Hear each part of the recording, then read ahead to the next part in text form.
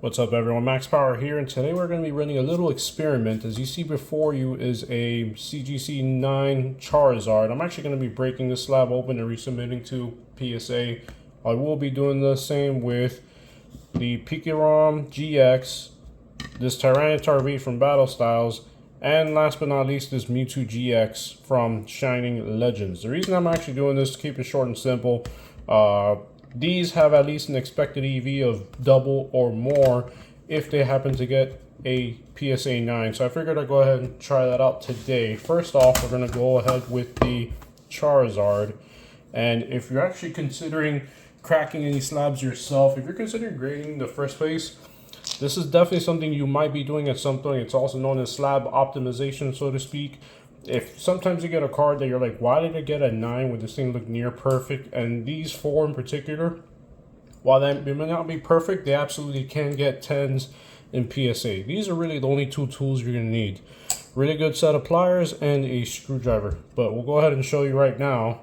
Also, I recommend wearing protective eyewear. I'm wearing glasses. Wanted to get my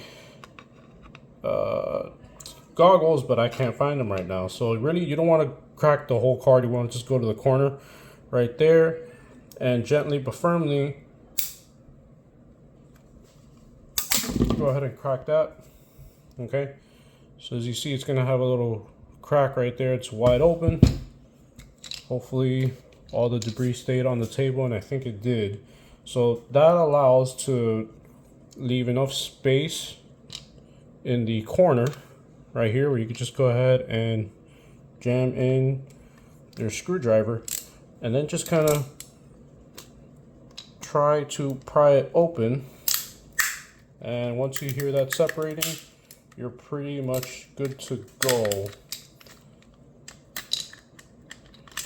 Try finding a different screwdriver because this is one of those where it has the detachable parts. It just makes it a little more annoying of a process, but it doesn't matter.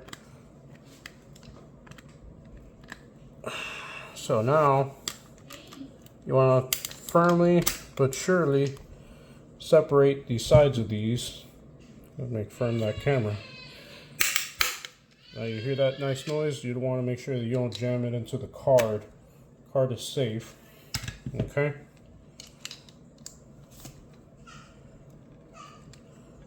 So it's best to probably just stay on the top of the card so that way you can not damage the card itself.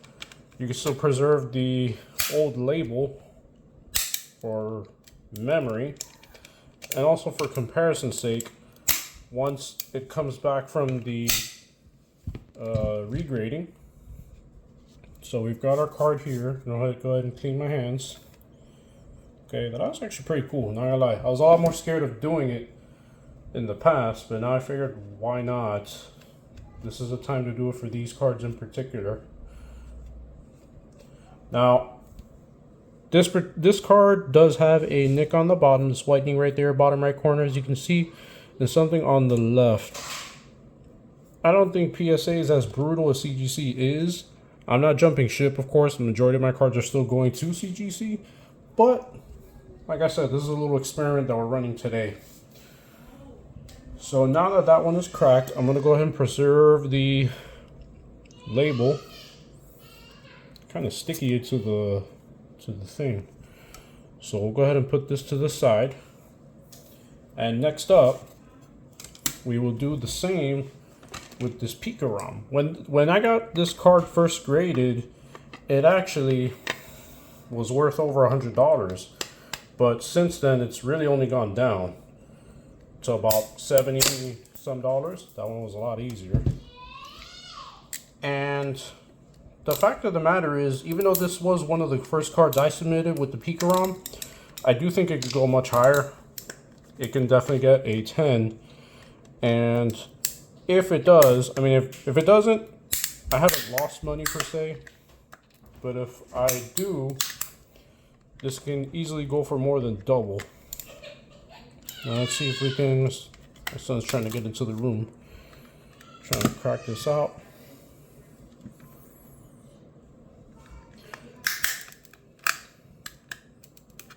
So really that's more than enough to just kind of get it out. I'm just trying to pry it open a little bit so that I don't have to stress the card or slab as much.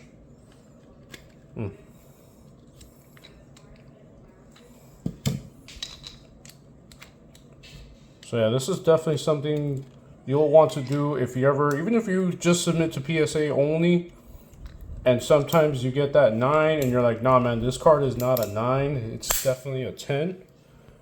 Well, take notes or bookmark this video for a future instance. And you know exactly what to do. Or you don't feel comfortable doing it yourself, you can always get a friend to do it, as long as they're comfortable using tools. I'm not the most tool savvy person, but you know, thanks to YouTube and the YouTube algorithm, all it really takes is a couple views to really get comfortable doing anything, if you ask me. And there we go. You are free, Pikachu and Zekrom. So this card itself doesn't really have anything again either. I think really the only issue it had was in the back. Well, I can't even find it, to be honest. Top left corner maybe had, you know, a little nick there, a little whitening, but honestly, other than that, I don't see anything else, guys. What do you think? I think this has a solid chance at getting a 10. That's the only reason I'm doing that. And by now, obviously, I already have over like 50 cards graded. I feel confident in the grading process overall. But that being said, doesn't mean that you're always going to get perfect grading or exact grading every single time. So, and if you're not into grading, you'll probably enjoy this cracking as much as anything else.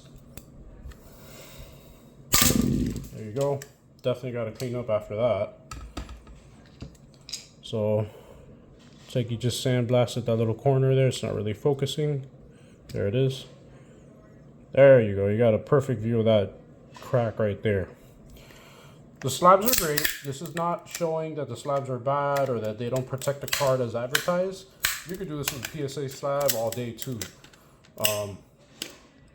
So fortunately, a friend of mine got a subscription to PSA, so thanks to him, a couple of us are taking advantage of both CGC and PSA to make sure we get the most value out of our cards. That's really why you would want to send to either, as well as getting them encapsulated and protected. I'm still waiting on my last CGC sub that I sent about 6 weeks ago. It was saying 60 business days for a turnaround time. I think right now they're closer to probably 30 at this point, because 1 month technically is only 20. So we're about that midpoint, I would say. The Tyranitar V is also freed.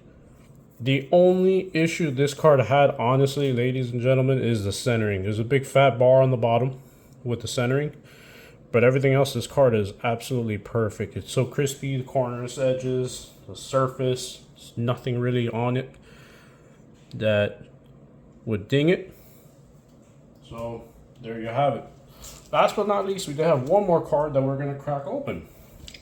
And if you guys have been wondering, yes, I do still plan on making trading card game live videos. I just haven't gotten around to it for a little bit. I wanted to play a few games, build some new decks so that I can kind of ramp up a couple at once. I find most enjoyment in doing that as opposed to stop and go, because then, you know, you forget how to play, you don't know how to use the decks.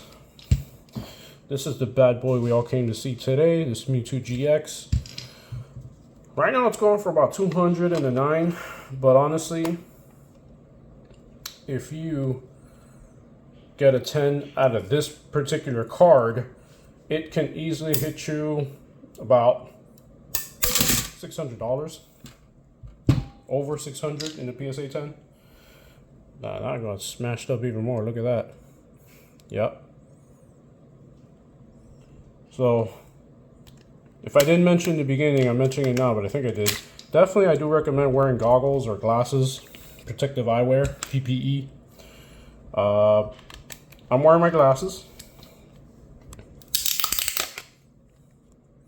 You never know when something is going to go flying around. It definitely did just, you know, side to side, I would say. And I might have touched the card. No, we're good.